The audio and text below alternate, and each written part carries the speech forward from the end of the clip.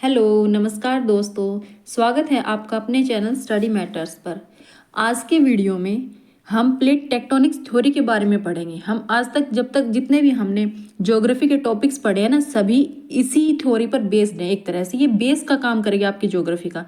चाहे ये आपके सिलेबस के अंदर हो, किसी भी कॉम्पिटिटिव एग्जाम की आप तैयारी कर रहे हैं, आप टीजीटी स्क्रीनिंग की कर रहे हैं या किसी और तरह के एग्जाम की प्रिपरेशन कर रहे हैं, तो वहाँ आपके सिलेबस के अंदर चाहे इसका नाम दिया हो, इस टॉपिक के बारे में पूछा गया हो ना पूछा गया हो, कोई ज़रूरी नहीं है कि टॉपिक है तो ही पढ़े। ये जो टॉपिक है ये आपका बेस है, एक तरह से ज्योग्राफी का बेस है ये। अगर आपने इस टॉपिक को थोड़ा सा भी, मैं इसको ज़्यादा डिटेल में नहीं बताऊंगी, सिर्फ बेसिक पॉइंट्स इसके बताऊंगी।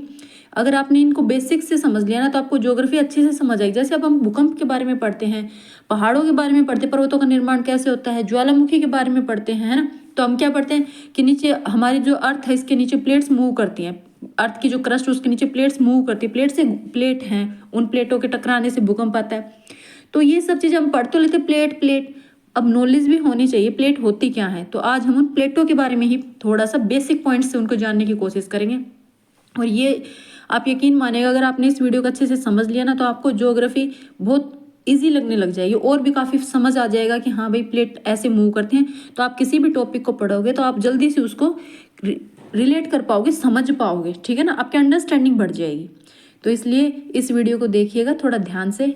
और मैं ज़्यादा डीप या ज़्यादा बहुत बड़े वास्ट तरीके से नहीं पढ़ाऊंगी, सिर्फ इसका जो बेसिक पॉइंट्स आपको नॉलेज हो जाए कि हाँ भाई हमारी अर्थ पर इतनी प्लेटें हैं और वो मूव करती हैं तो ऐसे पहाड़ बनते हैं, ऐसे ये सब गतिविधियाँ होती हैं, ठीक है। तो चलिए भाई हमारे टॉपिक को शुरू करते हैं।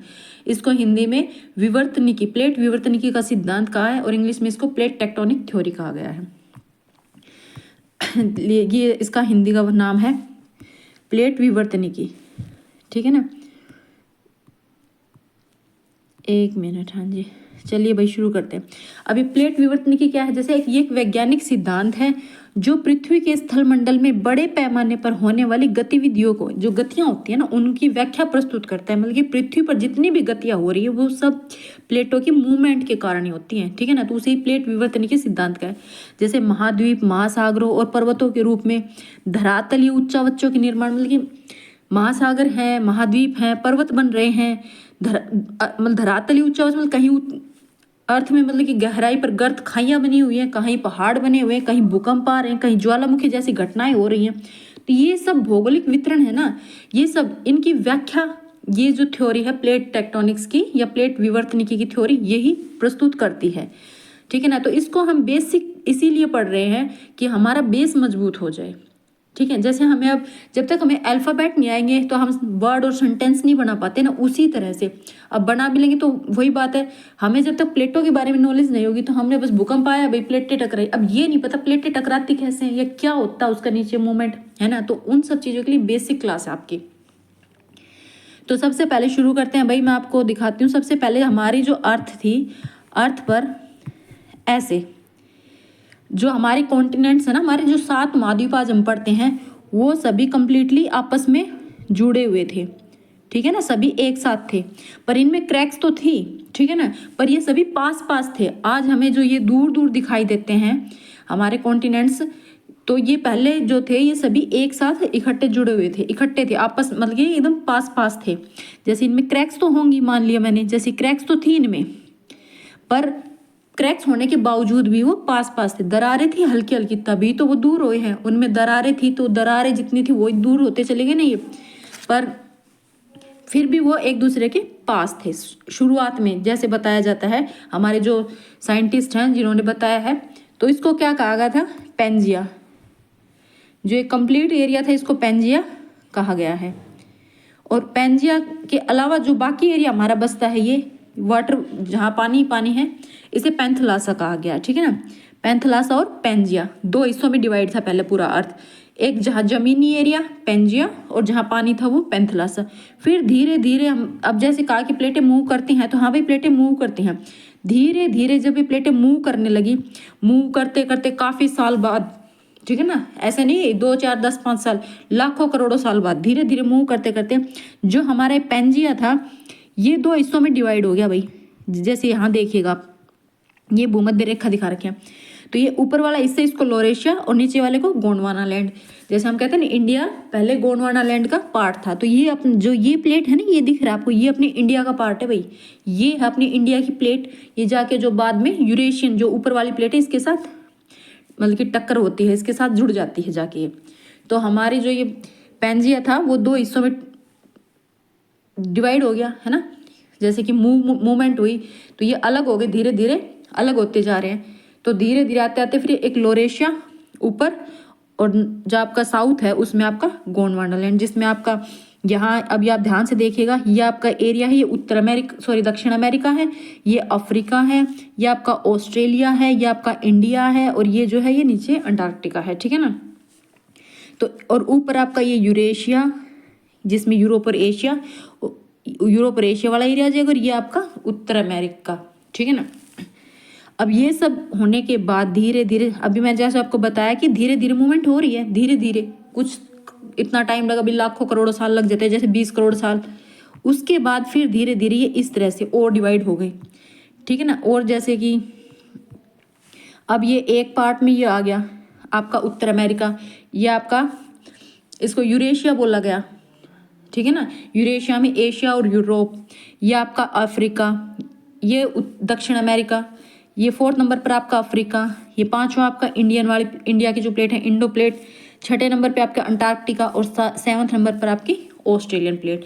मेन तो इन्हें 7 बड़ी प्लेटों में दिखाया गया है, जो हमारी ये महाद्वीप बने हैं ना, ये दिखाए गए इसमें कि ऐसे ऐसे डिवाइड होते चले गए, ठीक है ना। आगे हम प्लेटों के बारे में आगे हम पढ़ेंगे, ये अभी दिखाया कि ये ऐसे, ये जो जमीनी एरिया है ना ये ऐसे डिवाइड हो गया। प्लेटें तो समुद्र की जो महासागरीय सतह उसकी और महाद्वीपीय सतह उन दोनों में डिवाइड है प्लेटें हमारी, ठीक है ना। पर यहाँ सिर्फ आपको ये जो आपके महाद्वीप हैं ये जब पेंजिया से अलग हो गए धीरे धीरे, जैसे पेंजिया एक था, फिर पेंजिया एक होने के बाद ये 2 लोरेशिया और गोंडवाना लैंड में डिवाइड हो गया 2 पार्ट्स में, फिर 2 पार्ट्स के बाद ये 7 पार्ट्स में डिवाइड हो गया ना, तो हमारे 7 महाद्वीप बन गए। ऐसे करते करते फिर धीरे आगे ये हमारी जो प्लेट्स हैं ये ऐसे डिवाइड हो गई पूरी अर्थ पर, ठीक है ना। इनको हम थोड़ी देर बाद पढ़ेंगे जब हम सभी प्लेट्स के नाम पढ़ लेंगे। तो अभी हम कुछ थ्योरी को पढ़ लेते हैं। तो यहाँ तक हमने पढ़ा। अब ये देखिए, प्लेट विवर्तनिकी सिद्धांत प्लेटों के स्वभाव और प्रवाह से संबंधित है। जो प्लेट विवर्तनिकी का सिद्धांत है ये प्लेटों के स्वभाव और प्रवाह से संबंधित है, ठीक है ना। इस सिद्धांत का प्रतिपादन भाई शुरू में किसी ने तो प्रूव किया ही होगा। सिद्धांत जब बनता है तो कोई तो प्रूव करता है ना। तो बहुत से साइंटिस्ट होने की ऐसा नहीं कि बस कोई एक बंदा उठ के आया और उसने बता दिया कि ऐसे ऐसे प्लेट्स मूव कर रही है, नहीं।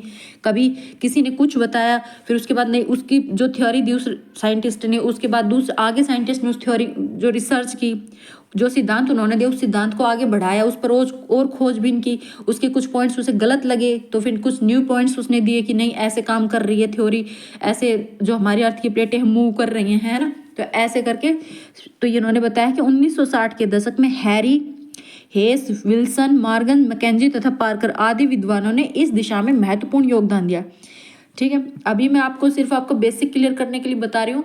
अगर ये टॉपिक आपके चैप्टर आपके सिलेबस में सब्जेक्ट में होगा तो ये आपकी 11th NCERT का 4th चैप्टर है। अगर आप इसे डिटेल में पढ़ना चाहते हो तो आप वहाँ जाके इसे अच्छे से पढ़ सकते हो, ठीक है ना। अभी समझिए, प्लेट विवर्तनिकी सिद्धांत द्वारा समुद्री तल प्रसार, भाई समुद्र की सतह का प्रसार हो रहा है, महाद्वीपीय सतह का विस्थापन हो रहा है, भूपटलीय संरचना, भूकंप, ज्वालामुखी आदि की व्याख्या की जाती है। भाई हम ज्योग्राफी में जो कुछ भी पढ़ते हैं ना उन सब का बेस ये ही है आपकी प्लेट्स, टेक्टोनिक प्लेट्स, ठीक है ना। यह संकल्पना समुद्री नितल प्रसार की परिकल्पना, मतलब कि सब कुछ ये बता रहे हैं कि जैसे समुद्रों का कैसे प्रसार हो रहा है, कैसे ये हमारी जो महाद्वीप की प्लेटें हैं ये सरक रही हैं, ठीक है ना, कैसे पहाड़ बन रहे हैं। तो इन सब की थ्योरी जो है उसके पीछे यही थ्योरी काम करती है इन सब के पीछे। अभी देखिए, सिद्धांत के अनुसार पृथ्वी का भूपटल, अब हमारी जो अर्थ है, अब अर्थ में जो प्लेटें हैं ना ये प्लेटें मुख्य 6 बड़ी प्लेटों में बटी हुई हैं, ठीक है ना। हमारी पूरी अर्थ को 6 बड़ी प्लेटों में बांट दिया है। अभी हमने पीछे 7 देखी थी, 7 देखी थी ना, पर इन्होंने 6 में बताया है। ये प्लेटें क्या है, कंटिन्यू गति कर रही हैं और ये एक दूसरे के संदर्भ में पृथ्वी के घूर्णन, मतलब कि कंटिन्यू ये गति कर रही हैं, बस आप ये समझ लीजिए। कुछ विद्वान अमेरिकन प्लेट को उत्तरी तथा दक्षिणी 2 अलग प्लेट मानते, जैसे 6 बताई हैं तो वहाँ अमेरिकी जो अमेरिका की 2 प्लेटें हैं, उत्तरी अमेरिका और दक्षिण अमेरिका की, उन दोनों को एक कनेक्ट कर लेते हैं तो वो 6 मानते हैं। अगर हम उसको अलग अलग कर देते हैं तो प्लेटें 7 हो जाती हैं, ठीक है ना। अभी देखिए कुछ बड़ी प्लेटों के नाम दिए हैं। प्लेटें बहुत हैं, प्लेट बहुत ज़्यादा है, पर सिर्फ हम उन बड़ी प्लेटों को पढ़ेंगे जिनका क्षेत्रफल 20 मिलियन वर्ग किलोमीटर से ज़्यादा है। उन्हीं प्लेटों के बारे में पढ़ेंगे, क्योंकि मैंने आपको क्या है कि मैं आपको बेसिक समझाना चाह रही हूँ, ठीक है ना। अगर हमें डीप पढ़ेंगे ना तो ये बहुत बड़ा चैप्टर है, बहुत बड़ा, इसमें वीडियो भी काफ़ी बड़ी बनेगी, कम से कम 2 या 3 घंटे की, ठीक है ना। पर सिर्फ मैं ये बताना चाहती हूँ कि आप ज्योग्राफी पढ़ रहे हैं, आप एनसीईआरटी बच्चों 6, 7, 8 की एनसीईआरटी पढ़ रहे हैं, 9th की पढ़ रहे हैं, जो भी एनसीईआरटी पढ़ रहे हैं, तो आपका जो ज्योग्राफी पढ़ रहे हैं ना उसका बेस का काम करेंगे ये, ठीक है। तो हम पहले इसमें बड़ी 7 प्लेटों के नाम दिए हैं। एक आपकी आ जाती है प्रशांत प्लेट, प्रशांत प्लेट हो जाती है आपकी पैसिफिक ओशन वाली प्लेट, ठीक है ना। यूरेशियन प्लेट, अफ्रीकी प्लेट, उत्तर अमेरिकी प्लेट, फिर दक्षिण अमेरिकी प्लेट, और फिर इंडो ऑस्ट्रेलियन प्लेट। इंडिया की और ऑस्ट्रेलिया की प्लेट को एक में इंक्लूड कर दिया गया है, ठीक है ना। और आर्कटिक प्लेट, ठीक है। तो अब हम इनको वापस जाके वहाँ देखते हैं एक बार, हमने जो ये प्लेटें देखी थी अभी, हाँ जी, यहाँ देखिएगा। अब आपको ये सारी प्लेटें अच्छे से दिखाई गई हैं। ये आपकी यूरेशियन प्लेट है, ठीक। अब पैसिफिक प्लेट ये है, ये कुछ इधर है और कुछ इधर, जैसे हमने अभी खोल रखा है मैप को, वरना हमारे अर्थ तो गोल है। और अब जब ये दोनों किनारे टच होंगे तो ये एक प्लेट बनेगी, तो ये पैसिफिक प्लेट है आपकी। फिर इंडो प्लेट, जो ये इंडियन प्लेट और ये ऑस्ट्रेलियन प्लेट है, इसे एक नाम दिया गया है इंडो ऑस्ट्रेलियन प्लेट। ये आपकी अफ्रीकी प्लेट, अफ्रीका की है जो अफ्रीकन प्लेट। ये आपकी साउथ अमेरिका की प्लेट। अब ये ध्यान रखिएगा, इस प्लेट में सिर्फ साउथ अमेरिका ही नहीं है, समुद्र का कुछ हिस्सा भी आता है, ठीक है ना, समुद्री हिस्से भी इंक्लूड हैं। अब यूरोपियन प्लेट जो है, अब यहाँ देखिएगा, यूरेशियन प्लेट है, इसके अंदर आपका यूरोप, एशिया और जो ये ऊपर अटलांटिक सागर है, आपका अटलांटिक ये महासागर है, उसका कुछ पार्ट इधर आ रहा है, अटलांटिक महासागर का कुछ पार्ट इधर जा रहा है, फिर कुछ पार्ट इधर आ रहा है ना, कुछ पार्ट इधर जा रहा है, कुछ अफ्रीकन प्लेट के साथ इंक्लूड हो रहा है, कुछ साउथ अमेरिकन प्लेट के साथ इंक्लूड हो रहा है, कुछ नॉर्थ अमेरिकन प्लेट के साथ इंक्लूड हो रहा है। आपको दिख रहा होगा ना ये यहाँ, तो ये जो समुद्री हिस्सा भी इन प्लेटों के साथ, जो महाद्वीपीय प्लेट है इनके साथ इंक्लूड हो रहा है। तो ये ध्यान रखिएगा, ऐसा नहीं है कि सिर्फ महाद्वीप बांट दिए 7 तो ये महाद्वीप प्लेटों पर है, नहीं। हमारा जो पानी है ना, समुद्र है, ये भी प्लेटों के ऊपर ही है एक, ठीक है ना। तो इस तरह से नॉर्थ अमेरिकन प्लेट, ये आपकी नॉर्थ अमेरिकन प्लेट है। तो ये ध्यान रखिएगा, इन प्लेटों के साथ महाद्वीपों के साथ साथ समुद्रों का पानी भी, जो समुद्री प्लेटें वो भी इंक्लूड की गई हैं, ठीक है ना। और की नहीं गई है, ये प्लेटें ऐसे मूव करती है ना, तो पता चलता है कि भाई इतना एरिया इसके साथ जा रहा है, तो ये प्लेट इधर है, ये आपकी पैसिफिक प्लेट। अब एक बात ध्यान रखिए, जो आपकी पैसिफिक प्लेट है, प्रशांत महासागर की प्लेट है, उसमें ज़्यादातर पानी ही है, ठीक है ना। तो ये स्पेशल एक महासागरीय प्लेट है। यूरेशियन प्लेट जो आपकी है, इसमें ज़्यादा पार्ट महाद्वीप का है, इसलिए इसे महाद्वीपीय प्लेट कहा जाता है। अफ्रीकी प्लेट में महाद्वीप है, अफ्रीकन प्लेट है, ठीक है ना। अटलांटिक प्लेट ये नीचे है आपकी, इसमें समुद्र भी आ जाता है, और ये आपका अंटार्कटिका की प्लेट है, ये अटलांटिक आपका ओशन ये ऊपर है। जो अंटार्कटिका प्लेट है, इसके अंदर आपका नीचे का ये समुद्री एरिया भी आ जाता है और आपकी ये महाद्वीपीय एरिया भी आ जाता है, तो ये दोनों इंक्लूड इसके साथ। और इंडो एशियन या इंडो ऑस्ट्रेलियन प्लेट जो है, ये इंडिया और ऑस्ट्रेलिया, इसके अंदर आपका ये समुद्री एरिया भी आ रहा है, ठीक है ना। तो ये ध्यान रखिएगा आप। तो इस तरह से आपकी प्लेटें डिवाइड की गई हैं, 7 बड़ी प्लेटें बताई, वरना मेजर छोटी प्लेटें बहुत हैं। जैसे ये देखिएगा, ये नज़ाका प्लेट है ना, ये नीचे ये एक और प्लेट का नाम भाई मुझे दिखाई कम दे रहा है, स्कोशियन पता नहीं क्या लिखा हुआ है, हाँ जी। अरे क्या अरेबियन प्लेट आपकी है ना, ये फिलीपींस प्लेट। इस तरह से छोटी छोटी प्लेटें बहुत है, पर जो बड़ी मेजर प्लेटें हैं जिनको बताया, 7 बड़ी प्लेटों के नाम बताए गए। मैं आपको सिर्फ बेसिक के लिए बता रही हूँ, इसलिए बेसिक्स में तकरीबन 7 प्लेटें ही पढ़ी जाती हैं। अभी हमने इनको पढ़ा, ये हमारी प्लेटें हैं। तो प्रशांत प्लेट सबसे बड़ी, पैसिफिक प्लेट सबसे बड़ी नहीं, हाँ वैसे है भी ये सबसे बड़ी, प्रशांत प्लेट जो सबसे बड़ी है, पर ये वो प्लेटें हैं जिनका क्षेत्रफल 20 मिलियन वर्ग किलोमीटर से ज़्यादा है। अब इन प्लेटों के बारे में और देखिए, ये जो प्लेटें हैं प्रकृति के आधार पर, नेचर के अकॉर्डिंग भी हमें 3 तरह की प्लेटें होती है। जैसे अभी मैं बताया था आपको महासागरीय प्लेट, तो ओशियानिक प्लेट क्या होती है, ऐसी प्लेटें जिस पर महासागरीय या सागरीय पृष्ठभूमि स्थित हो उसे महासागरीय प्लेट कहते हैं, जिस पर पानी वाला एरिया ज्यादा हो, ठीक है ना।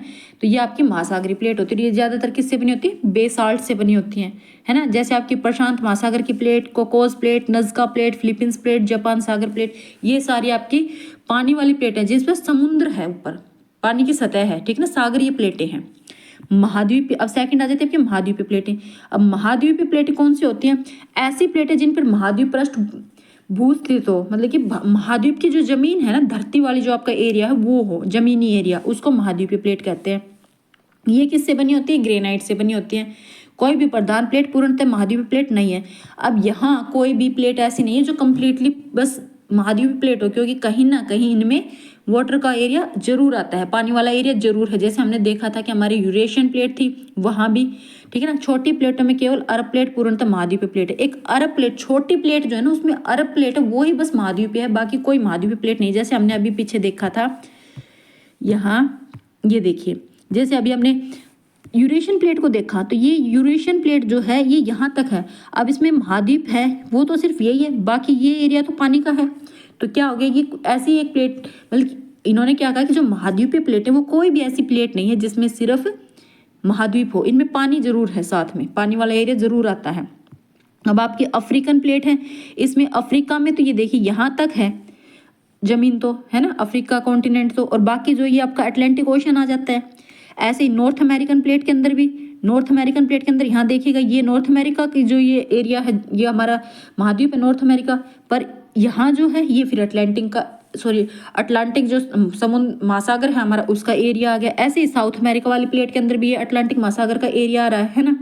तो इस तरह से ये जो है, ये आपकी सारी प्लेटें जो है, बड़ी प्लेटें जिनमें सब में समुद्री एरिया जरूर इंक्लूड होता है, इनके साथ आ रहा है। पर जो हमारा समुद्री प्लेटें जो हमने बताई, जैसे पैसिफिक की बताई हमने, पैसिफिक वाले में सिर्फ पानी है भाई, है ना। नज़ाको प्लेट जो है इसमें सिर्फ पानी है।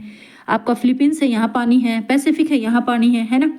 और जापान वाली भी, इसमें नाम नहीं दिया हुआ है, पर वहाँ भी सिर्फ पानी है। तो वो क्या आपकी महासागरीय प्लेटें हैं।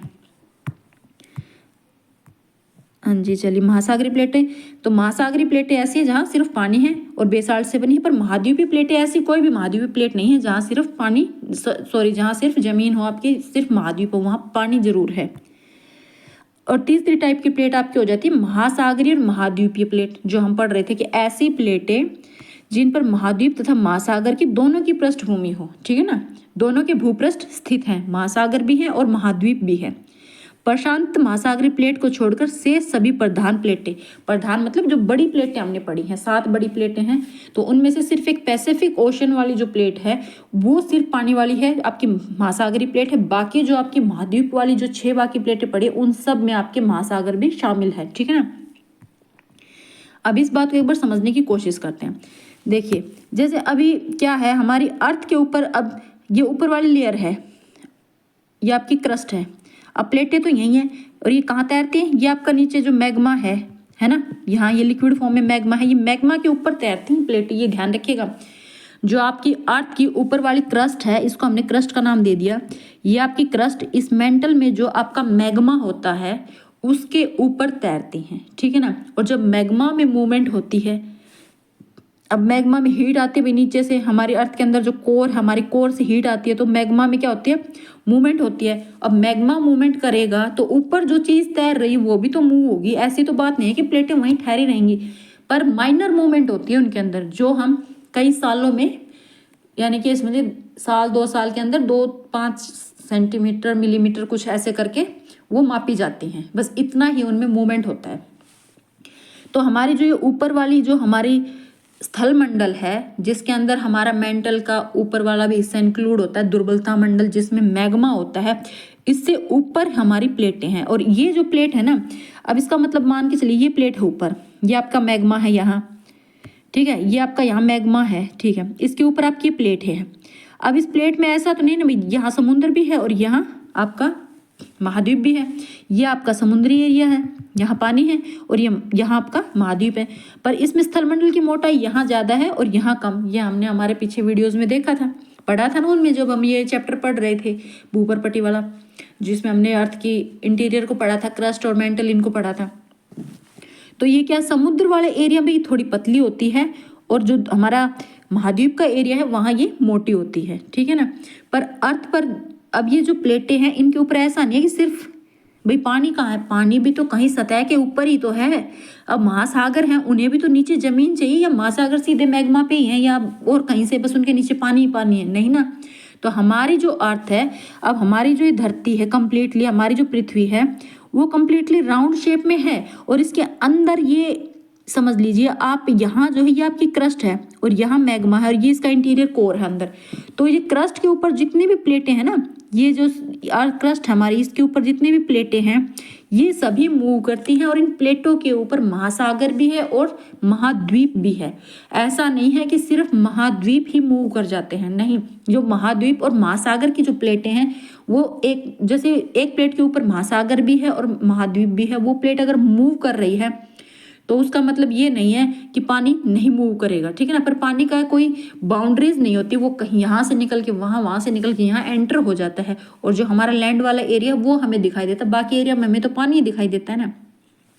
तो यही कह रहे हैं, मैं यही कहना चाह रही हूँ, आपको समझाना चाह रही हूँ कि जो हमारी अर्थ के ऊपर ये समुद्री एरिया की स्थलमंडल हो गया और ये हमारे महाद्वीप का ये समुद्र हो गया, पर मैग्मा की वजह से ये पूरी ही प्लेट मूव करेगी। ऐसा नहीं कि सिर्फ इतनी मूव करेगी, नहीं, ये पूरी ही प्लेट मूव करेगी, जिसमें आपके समुद्री एरिया भी जाएगा और आपका लैंड वाला एरिया भी जाएगा मूवमेंट में, ठीक है। अभी चलिए भाई आगे चलते हैं। यहाँ तक हमने पढ़ लिया। अब ये कह रहे हैं कि विवर्तन की प्लेटों में गतियों के कारण भाई गतियाँ क्यों होती है, प्लेट के अंदर मूवमेंट क्यों होती है। तो स्थल मंडल जो है नीचे दुर्बलता मंडल है, तथा स्थल मंडल दुर्बलता मंडल पर उत्प्लावित है। उत्प्लावित मतलब तैर रहा है, ठीक है ना। हमारा जो स्थल मंडल है वो दुर्बलता मंडल पर, दुर्बलता मंडल का मतलब से यहाँ है कि दुर्बलता मंडल में जो मैग्मा है ना उस पर हमारा स्थल मंडल तैर रहा है, और ये प्लेटें जो है ये डिवाइड हो रखी हैं, ये प्लेटें हमारे स्थल मंडल पर हैं, है ना। तो स्थल मंडल पर अनियमित आकार के वृहद खंडों में विभाजित, जिन्हें हम विवर्तनिकी प्लेट कहते हैं। यानी कि स्थल मंडल के ऊपर अनियमित आकार का मतलब कोई फिक्स शेप नहीं है इनकी, फिक्स नाप के नहीं काट बना रखी है, ये अनियमित मतलब कि बेहिसाब आडे टेढ़े टुकड़ों में विभाजित है ये प्लेटें, ठीक है ना।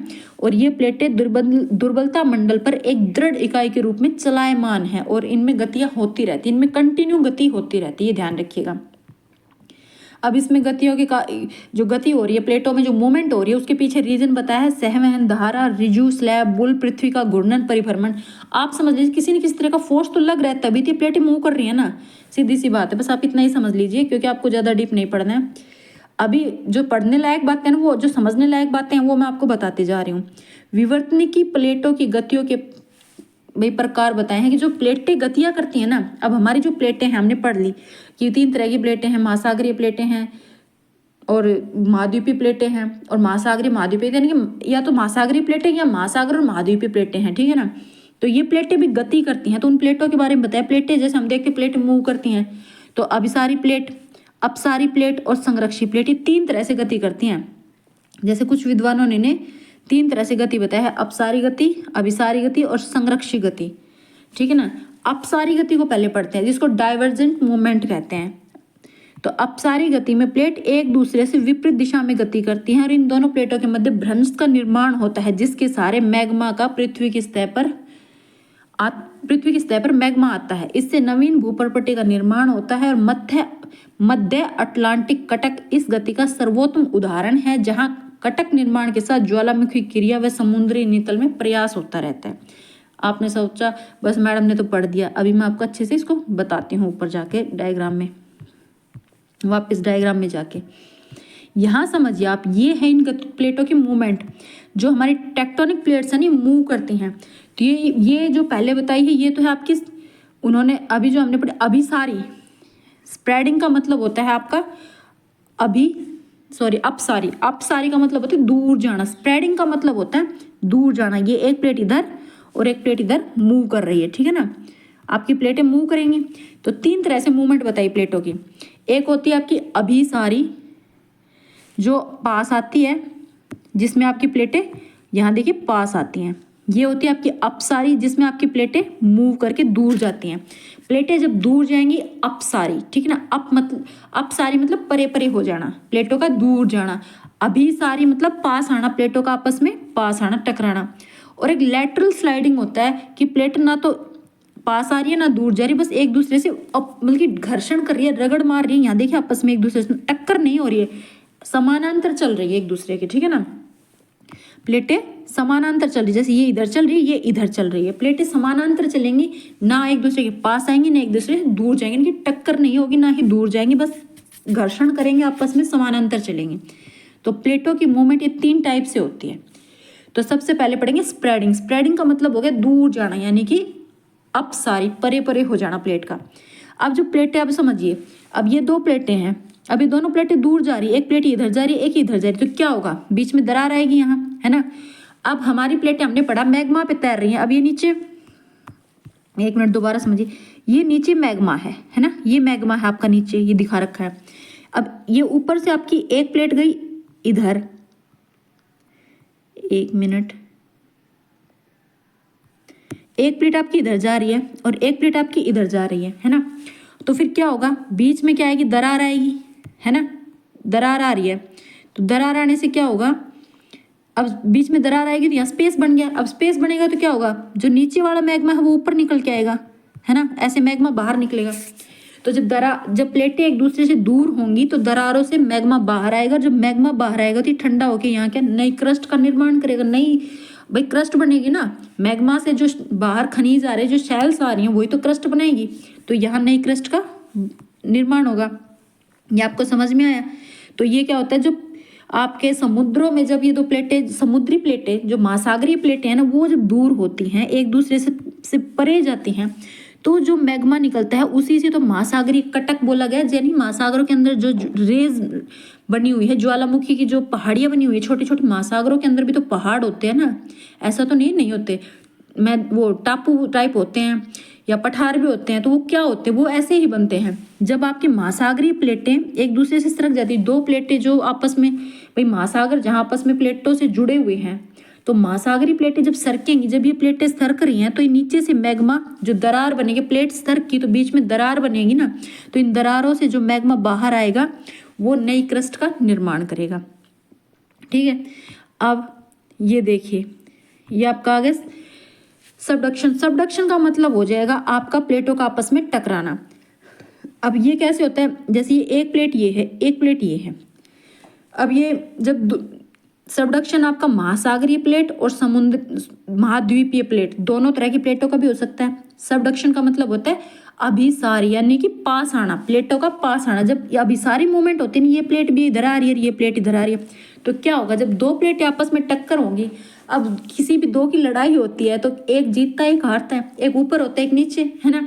तो वही बात यहाँ होगी, जब ये दोनों प्लेटें आपस में टकराएंगी तो क्या होगा, एक प्लेट नीचे चली जाएगी, एक प्लेट ऊपर उठ जाएगी, ठीक है ना। जैसे ये प्लेट ऊपर है, ये नीचे सबडक्ट करेगी, सबडक्ट मतलब इसके नीचे धंसती चली जाएगी। अब ये ध्यान रखिएगा, जो प्लेट हैवी होती है ना, जिसका घनत्व ज़्यादा होता है, वो प्लेट हमेशा सबडक्ट करती है, नीचे जाती है। अगर एक महाद्वीपीय प्लेट हो और एक महासागरीय प्लेट हो, तो हमेशा महासागर वाली प्लेट ही सबडक्ट करेगी, क्योंकि महासागरीय प्लेट का घनत्व ज़्यादा होता है, वो डेंस होती है, तो वो सबडक्ट कर जाती है, वो नीचे जाती है, ठीक है। और महाद्वीपीय प्लेट हमेशा ऊपर रहती है।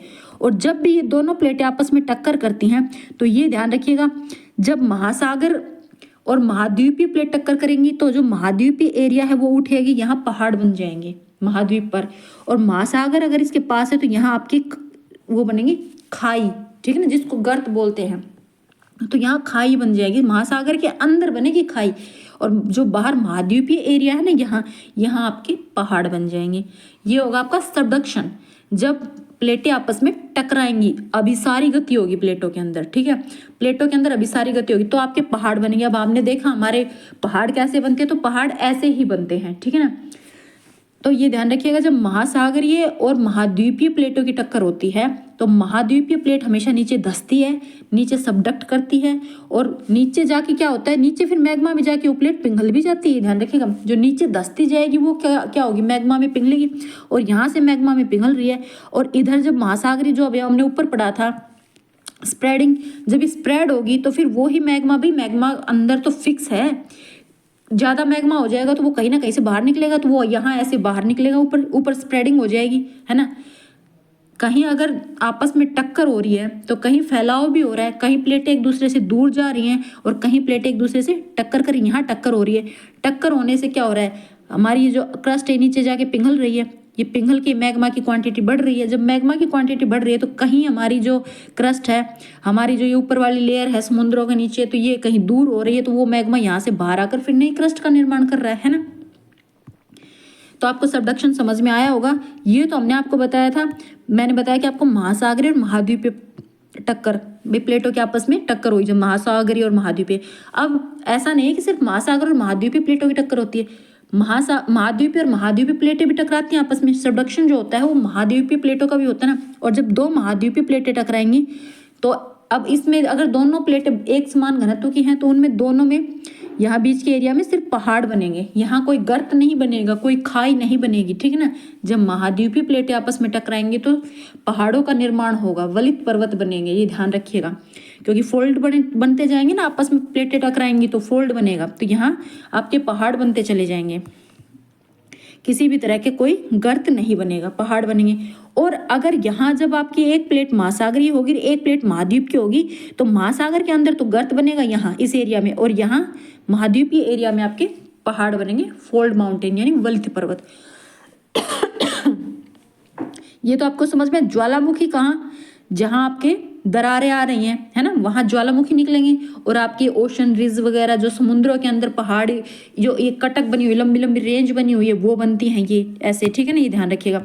जब प्लेटें दूर जाएंगी समुद्रों के अंदर तो ये स्पेस मिलेगा तो ज्वालामुखी निकलेगा, जब प्लेटें टकराएंगे आपस में तो पहाड़ बनेगा। और ये आ जाती है आपकी लैटरल स्लाइडिंग यानी समानांतर, जब आपकी प्लेटें समानांतर चलती हैं तो अब ये एक प्लेट इधर गई एक प्लेट इधर गई, अभी समानांतर चलेंगी तो बीच में क्या होगा, इनका घर्षण होगा, आपस में घर्षण, रगड़ तो मारेंगी, ऐसा नहीं एकदम से ज्यादा नहीं टकराएंगे, दूर, और एक घर्षण होगा तो यहाँ भूकंप आएगा, ये ध्यान रखिएगा। तो यहाँ क्या आएगा, भूकंप आएगा। जब प्लेटें समानांतर रूप से चलती हैं तो भूकंप आता है, घर्षण होता है तो भूकंप आता है, ठीक है। आई होप आपको प्लेटों की ये गतियां हैं जो मैंने 3 तरह से बताई आपको, अभिसारी, अपसारी और समानांतर या रूपांतर, जिसको आप स्प्रेडिंग, सबडक्शन या लैटरल स्लाइडिंग बोल सकते हैं इंग्लिश में, तो आपको समझ आ गई होगी। तो चलिए भैया आगे चलते हैं। अब ये अभिसारी में वही बात इन्होंने बता रखी है कि अभिसारी में, अब ये देखिए संरक्षी, अभिसारी, हाँ जी अपसारी, ये इसमें बताया था।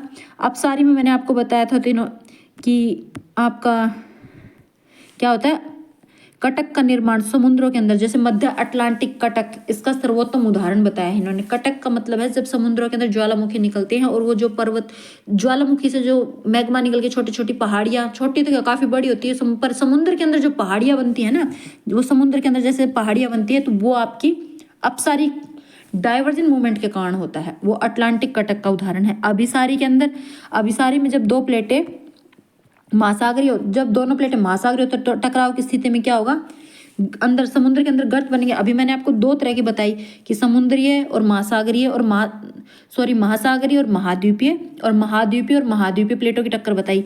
अब अगर एक प्लेट इधर, ये आपकी ये भी आपकी महासागर की प्लेट है और ये भी आपकी महासागर की प्लेट है, अब इन दोनों की भी टक्कर हो सकती है। और जब महासागर और महासागर की प्लेट टक्कर होगी तो एक प्लेट फिर नीचे जाएगी, है ना। जब 2 प्लेटें हैं तो एक प्लेट नीचे जाएगी, एक प्लेट ऊपर रहेगी। तो इसमें क्या होगा, ये ज़्यादा ऊंची नहीं उठेगी क्योंकि अब पानी का एरिया, पर यहाँ गर्त बनेगी, बहुत बड़ी खाई बनेगी, जैसे आपके पैसिफिक ओशन के अंदर है आपकी मारियाना ट्रेंच जो सबसे गहरा भाग है ना। तो वो जब ये 2 प्लेटें आपस में टकराएंगी, कौन सी, महासागर और महासागर की प्लेट, ये एक महासागर की प्लेट है ये, और एक प्लेट ये है, अब दोनों की टक्कर होगी तो सीधी सी बात है एक प्लेट तो नीचे जाएगी, दोनों तो ऊपर नहीं हो सकती, एक प्लेट नीचे जाएगी। तो ये जो बन गया ना ये एरिया, ये आपकी खाई बन गई, ये वाली एरिया ये खाई बनेगी यहाँ, ठीक है ना। तो ये गर्त बनेगा, गहरा गड्ढा जो बहुत ज़्यादा गहरा हो सकता है, ठीक है ना। आपका 10 किलोमीटर के आसपास का गहरा गड्ढा है पैसिफिक में, जो मारियाना ट्रेंच है वो। तो आई होप आपको ये समझ आ गया होगा अच्छे से।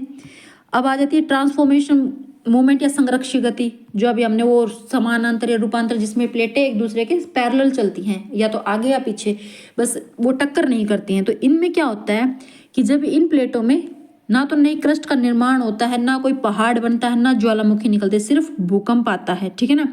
और इससे किसी तरह की कोई नई जो हमारी भूपृष्ठ है उसकी किसी तरह की नई संरचना नहीं होती है, ठीक है ना, संरक्षित गति के अंदर। बस भाई आज के वीडियो में मैं आपको यही समझाना चाह रही थी कि जो टेक्टोनिक प्लेट है वो कैसे काम करती हैं, कैसे मूव करती हैं और कैसे उनमें गतियाँ होती हैं, कैसे हमारे अर्थ पर जो ये हमारे जो 7 कॉन्टिनेंट्स है या प्लेट हैं ये कैसे बने हैं, सिर्फ यही समझाना चाह रही थी ताकि आपका थोड़ा बेसिक्स आपको मिल जाए, ठीक है ना। आपको मतलब कि आप ज्योग्राफी पढ़ते जब भी मैं आपको टॉपिक पढ़ाती हूँ तो मैं ये बोल देती हूँ कि प्लेटें मूव कर रही हैं, प्लेटें मूव कर रही हैं, तो आपको पता होना चाहिए कि प्लेटें कैसे मूव कर रही हैं।